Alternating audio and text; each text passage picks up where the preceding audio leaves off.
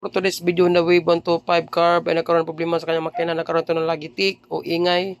So ito guys, ang naging resulta, nagkaroon siya ng piston slap. So grabe ang gasgas. So ngayon share ko sa inyo kung ano ang standard piston ng kanyang makina. So nakita naman, ang numero ng kanyang standard piston ay 52. Siya na di ko man na ang numero ng ating caliper kasi lubat ang kanyang battery.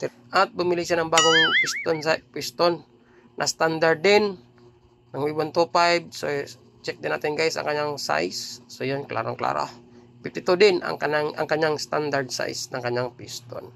So pumili si Bossing ng stock mga piston guys o black para hindi na ito maparibor at siyempre makatipid. Kita naman maganda ang sunog ng kanyang piston, kailangan nabusan ng langis kaya nagkaroon siya ng lagitik at piston slap. Kaya ito ang bagong bili na black ni Bossing V125 standard. Yan lang guys, sana may tunan kayo kung ano ang standard size ng piston ng V125 ay kapareha lang sa XRM na 125. Brave set, God bless. Ayos.